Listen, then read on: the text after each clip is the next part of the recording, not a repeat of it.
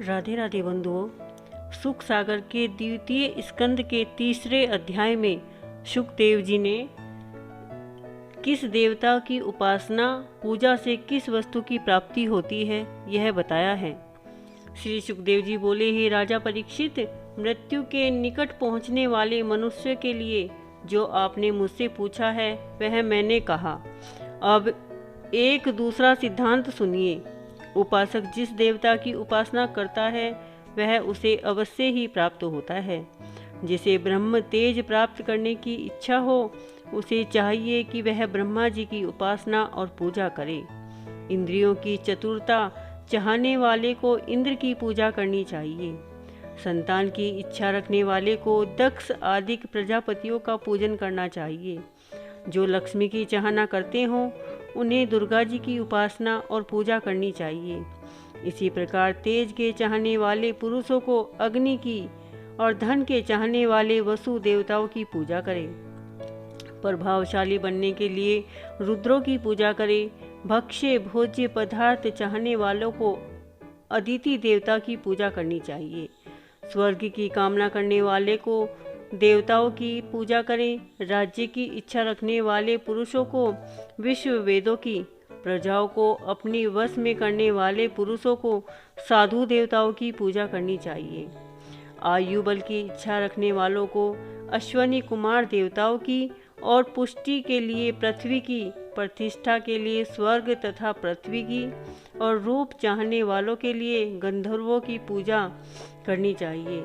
स्त्री चाहने वालों को पुरुषों को उर्वशी अप्सरा की पूजा, और यदि सबका स्वामी होने की इच्छा हो तो मनुष्यों को चाहिए कि वे ब्रह्मा जी की उपासना और पूजा करें।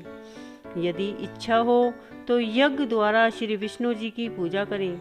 यदि धन की प्राप्ति की इच्छा हो तो वरुण जी की पूजा करनी चाहिए।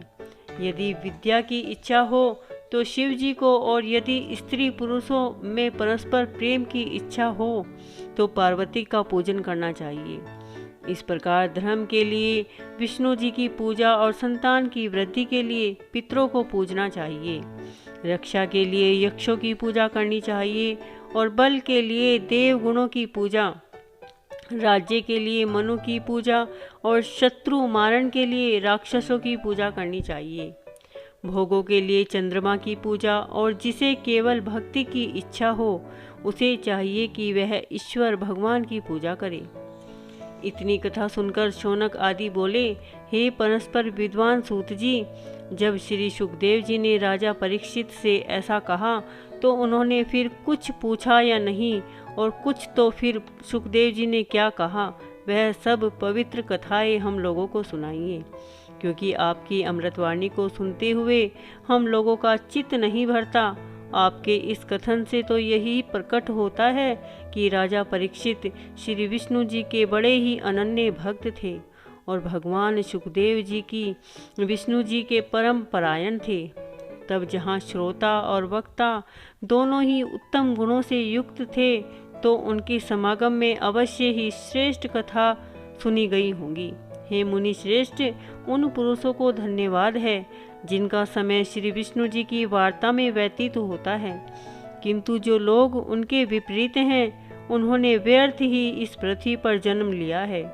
यदि केवल जीना ही मनुष्य के आयु बल का फल माना जाए तो क्या वृक्ष जीते नहीं? क्या धोकनी श्वास नहीं लेती? और अन्य शूकर कुकर प्राणी क्या भोजन तथा स्त्री प्रसंग नहीं करते?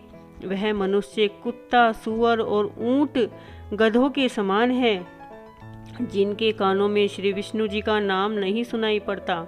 हे सूत जी, मैं उनके कानों को चूहे के बिल के बराबर समझता हूँ। जिसमें श्री विष्णु जी के चरित्रों का शब्द नहीं सुनाई पड़ता, उस मनुष्य के मुख की जिह्वा मेंढक की जिह्वा के समान होती है, जो विष्णु जी के चरित्रों का गान नहीं करती। रेशमी पगड़ी और किरीट सेवित मस्तक भार स्वरूप है, जो श्री विष्णु जी के सामने नहीं झुकाया जाता। सुवर्ण कंकणों से अलंकृत होते हुए भी यदि दोनों हाथ श्री विष्णु जी की सेवा में नहीं आते तो उन हाथों को मैं मुर्दे के समान समझता हूँ। जो नेत्र भगवान विष्णु की मूर्ति का दर्शन नहीं करते वे मोर पंख के नेत्रों के समान व्यर्थ हैं। उन मनुष्यों के दोनों पैर जो भगवान विष्णु के क्षेत्रों को नहीं जाते वृक्ष की जड़ के समान हैं।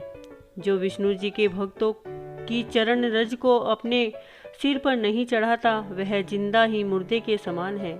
और जो विष्णु जी के चरणों में चढ़ाई हुई तुलसी की सुगंधी सूंघकर उनकी प्रशंसा नहीं करता वह श्वास लेता हुआ भी मुर्दे के समान व्यर्थ है। वह हृदय नहीं है जो पत्थर है जो भगवान विष्णु के नाम से घृणा करता है। हे सूत जी, आप भगवान विष्णु के भक्तों में मुख्य हैं। जो भक्त लोगों के मन के अनुकूल ही प्रिय कथा कहते हैं। सो हे परम आत्मज्ञानी सूत जी, राजा परीक्षित के प्रश्न पर श्री सुखदेव मुनि ने जैसे जैसे भगवान का यश गान किया हो वह सब कथा आप हम लोगों को सुनाइए। बोलो श्री कृष्ण भगवान की जय। श्री कृष्ण गोविंद हरे मुरारी, हे नाथ नारायण वासुदेवा। श्री कृष्ण गोविंद हरे मुरारी, हे नाथ नारायण वासुदेवा। हे नाथ नारायण वासुदेवा। बोलो श्री कृष्ण भगवान की जय।